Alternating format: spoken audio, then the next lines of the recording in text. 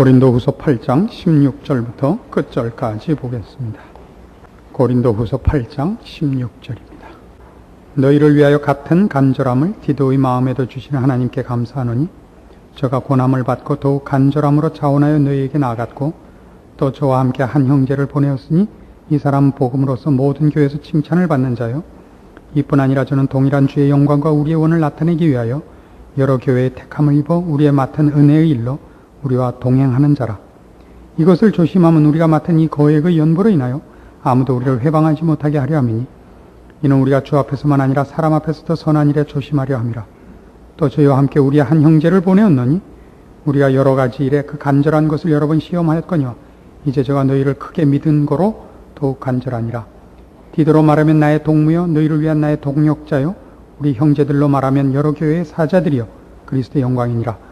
그러므로 너희는 여러 교회 앞에서 너희의 사랑과 너희를 대한 우리 자랑의 증거를 저희에게 보이라. 오늘 읽은 내용은 8장 16절에서 24절까지 내용은 헌금을 관리하고 집행하는 일에 대한 내용입니다. 물론 지금 실제적인 내용은 헌금을 관리하고 사용하는 일입니다만은 넓은 의미로 보면 교회 안에서 봉사는 모든 일의 원리상에 있어서는 여기에서 그 원리적인 모든 것들을 추출해내고 우리가 좋은 길과 핵심되는 시각을 얻어낼 수 있을 줄로 압니다. 헌금을 관리하고 사용하는 이 일에 대하여 많이 조심해야 될 것을 성경이 가르치고 있습니다. 20절에 보시면 이것을 조심하면 우리가 맡은 이 거액의 연보로 인하여 아무도 우리를 회방하지 못하게 하려 함이라. 그리고 21절에 주 앞에서만 아니라 사람 앞에서도 선한 일에 조심하려 한다 그러죠. 선한 일을 한다고 늘 자신 있어 하면 안 되는 것입니다.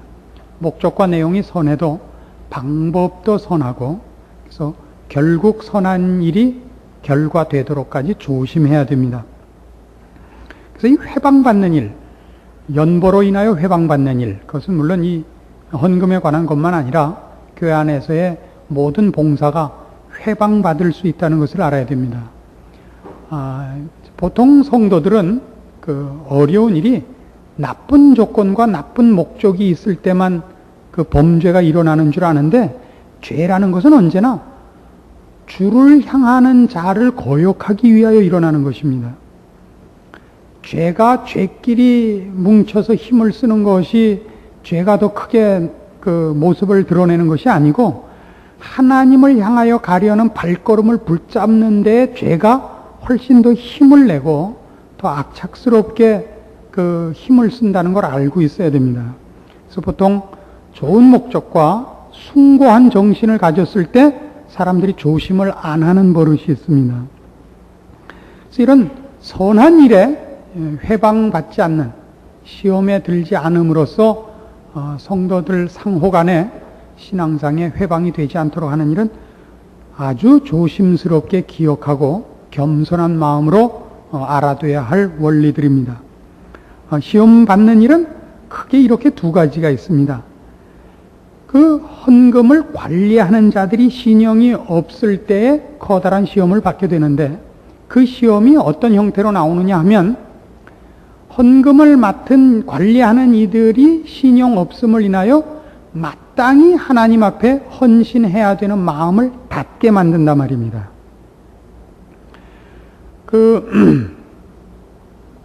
제가 미션 스쿨에 가면요, 중학교나 고등학교 그 학생들의 기독교를 가르치는 학교에 가면 그 학생을 무슨 시험 볼 때 부정행위를 했거나 평소에 무슨 잘못된 일로 인해서 정학을 시키거나 퇴학을 시키면 그 문방구에 교내 그 무인 문방구 같은 거 설치해 놓은데 물건이 싹 없어진대요. 그 학교에서 한 일에 대한 그 어떤 반발, 학생들끼리 무슨 편을 드는 그런 그 일종의 데몬스트레이션이 나온답니다. 그랬다 부흥회를 하면 옛날에 지가 집어갔던 값을 다 다시 회계하고 헌금함에 넣어서 다시 그 돈이 꼭 돌아온답니다. 그래서 1년 결산을 하면 그래서 한번 싹 쓸어가는 때가 있는 대신에 또 다시 갖다 넣는 것이 있어서 결산이 꼭 맞는다 그럽니다. 이 시험은 이거죠. 우리가 낸 헌금과 우리가 낸 정성이 올바로 사용되는 것 같지 않을 때 우리는 헌금 내는 것을 주춤거리게 됩니다. 그래서 여기에 중요한 하나의 깨우쳐야 할, 넘어야 될 어떤 산이 있습니다. 제가 알고 있는 신림동에 있는 한 교회는 그 교회 이름이 20달러 교회입니다. 왜 20달러 교회냐면 그 교회 사모님이 이제 어떤 미국 사람들이 와서 선교 활동을 했던 선교 기관에 일을 하고 계셨는데 미국에 있는 어떤 노 목사님 부부가 한국 관광 겸 또 이런 선교적 차원에서 한 달쯤 여행을 나오셨을 때 안내를 맡으신 겁니다. 그래서 여러 날을 안내를 잘 하고 나니까 돌아가시면서 수고했다고 고맙다는 표시로 20불을 주면서 20달러짜리 지폐를 하나 주면서 하나님을 위해서 잘 쓰기를 바란다고 그러고 가셨대요. 그러니까 아직 그 20불짜리 한국 돈으로 바꿔봤자 얼마 되지도 않는데 그것도 뭐 거창하게 주를 위해서 선한 일에 써주기 바란다고 주고 갔으니 영화 구경을 갈 수도 없고 점심을 한 끼 사 먹을 수도 없고 그게 마음에 그렇게 걸렸답니다. 근데 마침 그때 이제 신림동이 옛날 그 종점 기억나십니까? 신림동 종점 개천이 이렇게 끝나는 데인가 굽이쳐 가는 데인가 하여튼 거기였다가 지금은 서울대학 저 앞까지 이렇게 개발되지 않았습니까? 그때 그 속으로 들어가는 길에 위로 고압선이 지나가는 송전탑이 있습니다. 그 밑에 땅을 헐값에 사서 송전탑 밑이니까요. 사택을 그때 먼저 집을 짓게 되셨는데 이거 이렇게 넓은 집을 져놓고 가만히 있는 게 잘못하는 것 같더래요. 그래서 동네에다가 그 광고를 내가지고 영어를 잘하시니까 영어 회화를 가르친다. 이렇게 소문을 내서 중고등학생들을 모아갖고 영어 성경을 가르친 겁니다. 그러니까 영어를 시켰지만 내용은 성경을 공부하는. 그랬다가 그게 교회가 되고 말았습니다. 그래서 이제 먼저 온 중고등학생들을 중심으로 해서 이제 영어 성경을 가르치다가 그게 발전해갖고 주일날 예배가 되고 그 부모들이 나오기 시작을 해서 교회가 됐어요. 그래서 그 20불을 주고 가신 목사님한테 편지를 보냈답니다. 그걸로 이만저만하게 돼갖고 이렇게 오늘날 교회를 시작하게 됐습니다. 그랬더니 그 교회에서 그 교회 짓는 것을 도와주겠다. 그래서 처음 교회 짓는 돈의 거의 전부를 그 미국 교회에서 지원을 한 겁니다. 그래서 그걸로 이제 뭐 사고 인건비 어떻게 들고 해갖고 영수증을 다 내역을 만들어서 보냈답니다. 그 돈을 우리가 하나도 헛되이 쓰지 않고 다르게 쓰지 않고 이렇게 제대로 썼다는 보고를 했더니 그게 다시 날라왔더래요. 그러면서 답에 나는 이 헌금을 당신에게 한 게 아니고 하나님 앞에 한 거니 당신도 영수증을 하나님 앞에 보내시오. 우리한테 보낼 필요 없습니다. 이렇게 답장이 온 겁니다. 의미심장하지 않습니까? 우리가 종종까지는 아니지만 종종보다 좀 밑에 가끔 속아서 어떤 기부금이나 헌금을 낼 수 있습니다. 근데 절대 억울해하지 마십시오. 우리는 그걸 하나님 앞에 낸 것이고 그걸 사기친 사람은 본인이 손해를 본 것이지 하나님이 손해를 보거나 우리가 낸 헌금이 헛된 게 되는 적은 없습니다. 그래서 교회 안에 중요한 그 봉사의 정신과 원리 중에 하나는 뭐냐면 내가 한 봉사와 내가 한 헌신이 내가 가진 진심과 신앙에 맞지 않게 혹 어떤 다른 이로 인하여 손해를 보는 일이 있다 할지라도 그 헌신과 그 정성을 바친 이가 손해보는 적은 없습니다. 그건 하나님이 받으십니다. 그걸 받아서 잘못 사용한 그 다음 사람은 그 일을 하나님 앞에서 책임져야 할 것입니다. 그래서 여기에 일어나는 시험은 딱 이겁니다. 관리하는 자의 불성실함이나 관리하는 자의 어떤 불공정함, 부도덕함 때문에 여러분이 하나님 앞에서 해야 되는 책임 있는 모든 신앙 행위와 헌신을 스스로 문을 닫는 짓을 하시지 말라 이겁니다. 이해하시겠죠? 저 사람이 사기꾼인 줄 알고도 줄 필요는 없습니다. 그럴 필요는 없습니다. 그러나 내가 낸 것이 알고 보니까 잘못됐더라. 그래서 아이고 손해봤구나는 없습니다. 그래서 교회에서 여러분이 헌신할 때도 여러분이 낸 것을 관리하는 이가 혹 분명히 잘못하는 것 같으면 교회에 그 일을 맡긴 더 큰 책임자에게 따지거나 알고 있는가 묻거나 혹은 중간 책임자가 잘못해도 그 위에 있는 책임자가 정당한 책임자가 있거든 여러분은 여러분의 신앙생활의 책임들을 절대 중단하지 말고 계속 하셔야 됩니다. 여러분은 여러분의 책임만 하시면 됩니다. 두 번째 있는 또 하나의 다른 면의 회방거리는 이겁니다.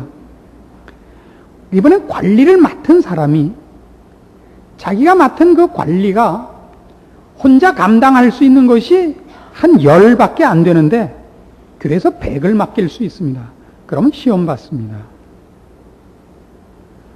예를 들면 돈을 만지는 일을 옆에서 감독하는 사람 없이 혼자 가지게 하는 것은 그 사람을 낭떠러지에 밀어 떨어뜨리는 것과 동일한 것입니다. 옆에서 누가 감독을 해야 됩니다. 오늘 내용이 그겁니다. 디도를 보내면서 저와 함께 한 형제를 보냅니다. 18절에. 그리고 22절에 또 저희와 함께 우리 한 형제를 또 보냅니다. 감독이 있어야 되는 것은 그 맡은 관리인을 책임 있는 첫사람을 믿지 않아서가 아니라 그를 불신해서가 아니라 인간이 모두 약한 것을 알기 때문에 혹 있을 수 있는 시험의 기회를 미리 막기 위한 것입니다. 사람은 그렇게 쉽지 않습니다. 요한복음 12장에 가보시면 이 문제에 대한 아주 중요한 예가 하나 나옵니다. 대표적인 예가 나오죠. 요한복음 12장 1절 보시면 가롯 유다가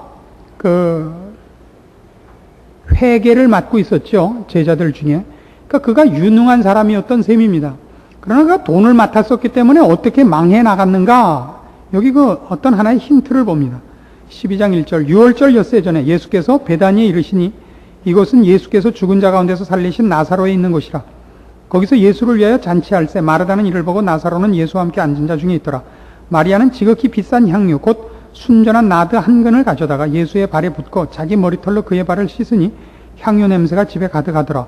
제자 중 하나로서 예수를 잡아줄 가룟 유다가 말하되 이 향유를 어찌하여 300데나리온에 팔아 가난한 자들에게 주지 아니하였느냐 하니 이렇게 말하면 가난한 자들을 생각함이 아니요 저는 도적이라 돈괴를 맞고 거기 넣는 것을 훔쳐가미러라. 이 일이 나쁜 사람에게 일어난다고 생각하시면 안 됩니다. 인간은 늘 그 가능성이 있습니다. 인간은 늘 그 가능성이 있어요. 그래서 그런 것이 머릿속에 한 번 스쳐 지나가고 말도록 옆에 감독자가 있어야 됩니다. 그래서 여러분 신앙생활을 할 때 혹은 그렇지 않고 일반 일상생활을 할 때라도 제일 무서워해야 할 것 2개 있습니다. 돈과 여자는 무서워하십시오. 혹 소문이 그렇게 나 있던데 우리 목사님은 여자를 싫어한다. 아닙니다. 저는 여자를 싫어하지 않습니다. 제가 여자를 싫어했으면 여자랑 결혼을 했겠습니까? 저는 무서워합니다. 저는 여자만 보면 무섭습니다. 전 저희 집 사람 눈을 똑바로 못 쳐다본다는 거 아닙니까? 무서워해야 됩니다. 무서워하는 것은 부끄러워하지 마십시오. 그게 겸손한 겁니다. 사람은 그렇게 세지 않습니다. 그래서 옆에 감독자가 있어야 됩니다. 그래서 이게 회방을 받지 않게 하기 위하여 사도 바울이 이 헌금을 관리하는 일에 디도를 보낼 뿐만 아니라 2 사람의 보조원이지만 사실은 일종의 감독관을 보낸 것입니다. 그래서 우리가 이 문제를 따질 때 이런 회방을 받고 시험에 드는 이 일로 말미암아 그럼 어떻게 해야 되느냐 하는 적극적인 어떤 원리들을 도출해내야 되는데 두 가지 중요한 이런 하나님의 일을 맡은 자로서 헌금을 맡거나 혹은 어떤 관리인이 되어 하나님의 일꾼이 되었을 때 분명하게 가져야 하는 두 가지 중요한 원리가 있습니다. 그 하나는 공정성이고 그 하나는 투명성입니다. 공정성이라 하면 공사를 구별할 줄 아는 사심이 없는 마음이 있어야 됩니다. 공명정대해야 됩니다.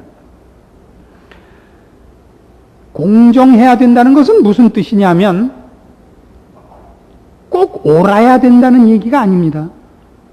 옳고 그런 것만으로 공정하다 그러지 않습니다. 교회 안에서 일을 하다 보면 옳고 그런 것을 따질 때 다수가 꼭 옳지 않다는 것을 발견합니다. 그건 교회 안에서뿐만 아니라 우리 이 민주주의 국가에서는 어디서나 보는 것입니다. 다수가 옳지 않습니다. 보통 소수가 옳습니다. 민주주의란 독재를 막는 데는 분명히 한 구실을 했지만 민주주의란 발전할 수 없는 근본적인 약점이 다수의 의견으로 결론을 내리는데 그 약점이 있습니다. 모두가 합의한 것은 언제나 질이 낮습니다. 그렇지 않습니까? 그 정비석 씨가 쓴 홍길동전이었던 것으로 기억을 합니다만, 아니면 할 수 없습니다만, 거기 이제 홍길동이 학조 스님한테 가서 그 훈련을 받는 장면이 이렇게 이제 좀 길게 나오는 중에 이런 내용이 나옵니다. 폭포에 데려가서 그 스승이 이 제자인 홍길동에게 묻습니다. 저 폭포를 보고 무엇을 깨닫느냐? 뜻을 낮출수록 동조하는 사람이 많다는 것을 배웁니다. 어렵죠? 다음 주에 올 때까지 레포트 써내셔야 되겠죠. 정말 물은 그렇습니다. 낮은 데로 흘러갈수록 점점 많이 모입니다. 높은 데로 갈수록 물은 많이 모여 있지 않습니다. 어쩌면 그런 인간의 그런 어리석음과 수준 낮은 것을 가장 잘 나타내는 한 예가 될 수 있을 것도 같습니다. 공정하다는 싸움은 그래서 어떤 싸움이냐 하면, 교회는 종종 목사 혼자 오를 수가 있습니다. 교인 전체가 틀리고. 그럼에도 불구하고 그때 독단적이어서는 안 되는 겁니다. 그 독단적인 게 공정하지 않은 것입니다. 옳은 것이 꼭 공정한 것이 아니다. 공정하다는 건 뭐냐면 함께 가는 싸움을 하는 것이 공정한 것입니다. 하나님이 교회를 세운 것은 그 목사가 얼마나 옳고 대쪽 같고 타협함이 없고 순수하고 주를 향하여 충성심이 있느냐를 나타내는데, 그 개인을 증명하는데 교회의 설립 이유가 있질 않고 그 목사의 모든 훌륭함으로 하나님이 맡기신 영혼들을 얼마나 많이 함께 데리고 가느냐에 그 사람의 훌륭함이 있는 것입니다. 모두가 다 타협했지만 나만은 지켰다에 목사의 훌륭함이 있지 않습니다. 얼마나 많은 사람을 돌이키고 진리를 붙잡게 하고 하나님 앞에 돌아오도록 온 힘을 기울였느냐에 있습니다. 다 주를 버렸지만 나만은 주를 지켰습니다가 아니라 이 사람들을 다 버리시려면 저도 생명책에서 빼주십시오. 이게 공정성입니다. 그래서 교회 안에서 특히 헌금을 관리하는 이 일에 있어서는 목사는 꼭 교우들과 함께 결론을 도출해내는 그런 공정한 회의와 결론을 도출해내야 됩니다. 아무리 답답하고 아무리 느려도 같이 가야 됩니다. 그걸 같이 가지 않으면 안 됩니다. 그래서 헌금을 한 교우들이 항복하고 납득하고, 그래서 그걸로 인하여 교우들이 한 걸음씩 하나님의 사람으로 자기의 발걸음을 옮기도록 만들어내는 데에 모든 성도의 헌신과 주를 향한 사랑이 제대로 시행되는 핵심되는 내용이 있는 것입니다. 이걸 종종 목사가 오해를 해가지고 나를 믿고 여러분은 가만히 계시오, 이렇게 하면 잘 못하는 것입니다. 일을 신속히 할 것입니다. 그러나 결국 교우들은 그저 뭘 하는지 모르고 생각을 안 하게 되고 비판도 안 하게 되고 책임도 안 지게 되고 결정과 분별에 대하여 조금도 발전하는 것 없이 목사가 끄는 대로 쫓아가는 장님이 되고 마는 것입니다. 그것은 하나님이 요구하는 교회의 목적도 교회 안에서의 내용도 아닌 것입니다. 그 다음에 투명성은 이겁니다. 투명성이 있어야 되는 것은 성도들 모두가 하나님 앞에의 헌신과 봉사하는 일 혹은 그 관리와 책임에 대하여 누구나 감시할 권리와 동참할 책임이 있는 것입니다. 헌금을 누가 관리한다는 것은 잘못하면 조금 전에 우리가 첫 번째 공정성에서 본 바와 같이 공정성을 틀려 아는 사람 두고 혼자서 독단적으로 책임지고 일을 행하고 나머지는 돈을 낸 것으로 그치게 되면 이제 이 투명성에서 보는 바와 같이 용병을 하나 사는 것에 불과해집니다.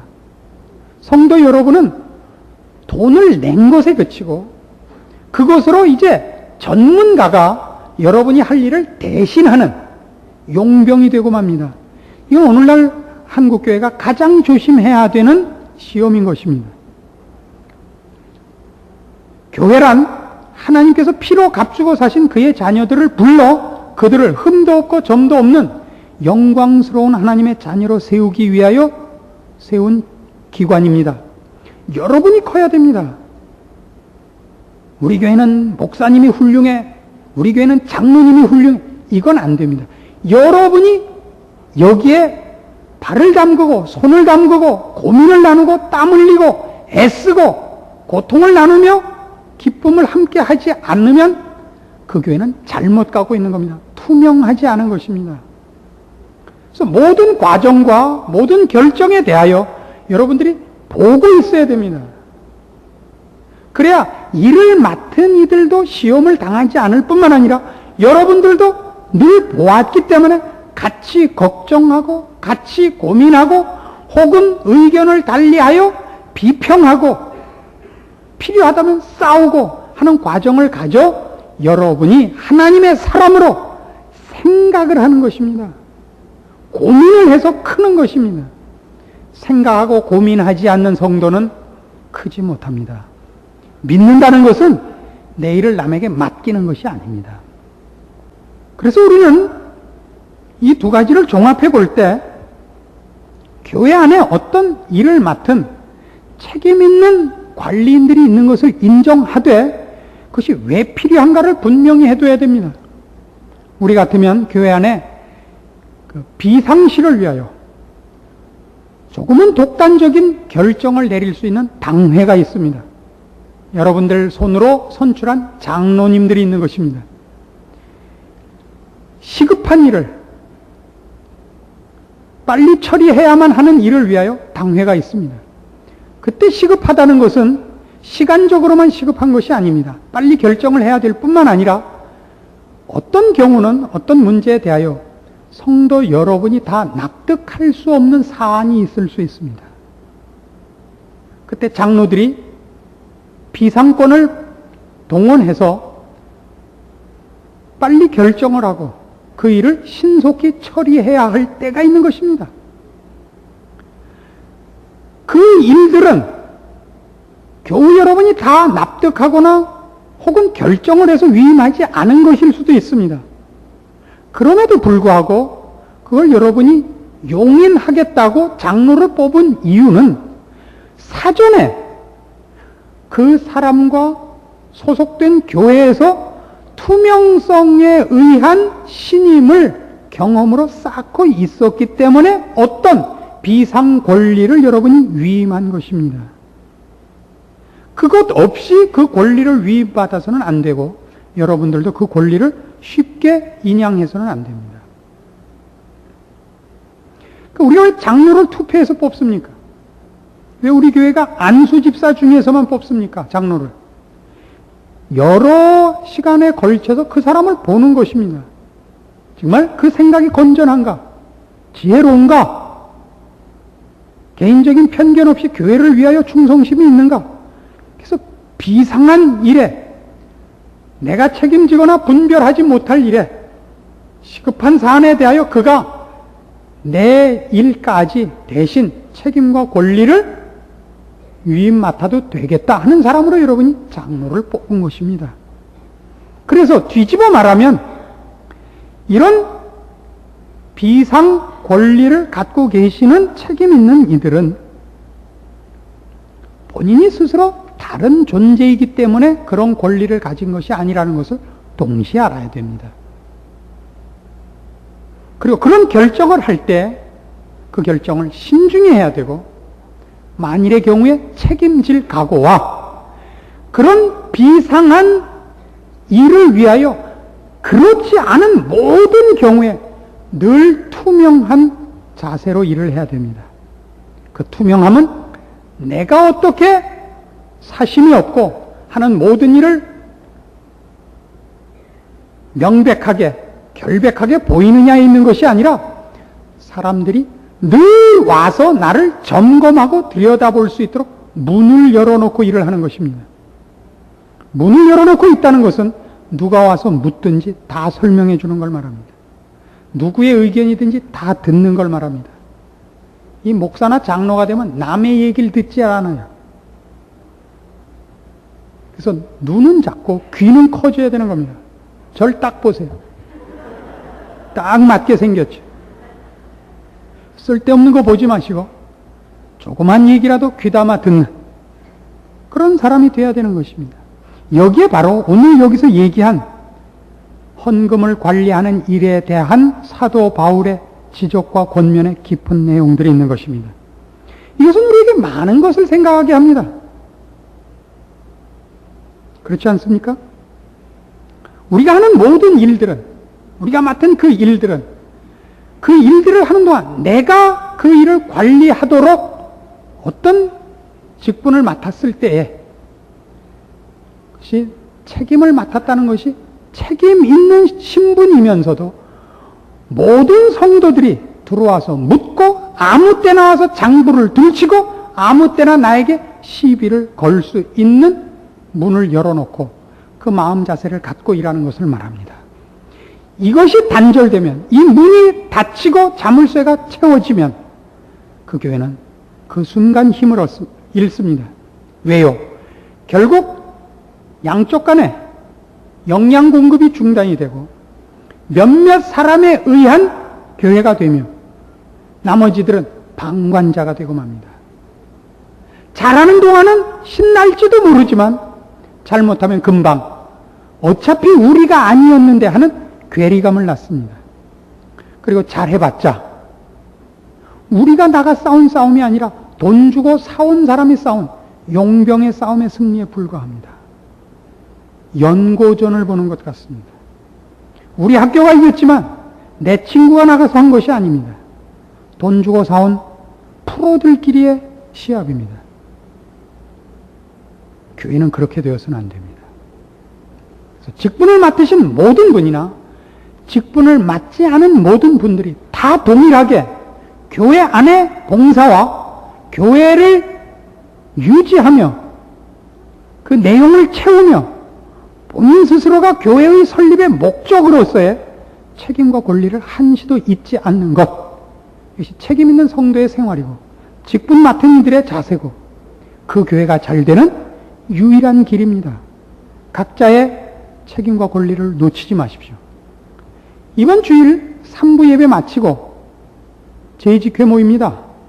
다 참석하십시오. 그 다음 주에 공동의회 모입니다. 다 참석하십시오. 참석해봤자 할 말이 거의 없습니다. 우리 교회 10년 동안 제2직회나 공동회에서 무슨 발언하신 분이 없습니다. 왜요? 워낙 잘해왔거든요. 그건 사실입니다. 잘해왔으니까 어련히 알아서 안 잘하겠나? 그러시면 안 됩니다. 와서 앉아있는 것이 중요한 것입니다. 잘했다는 것을 확인해 주십시오. 그리고 잘해서 말 안 하지만 잘못하면 말할 거라고 눈을 빛내고 계셔야 되는 겁니다.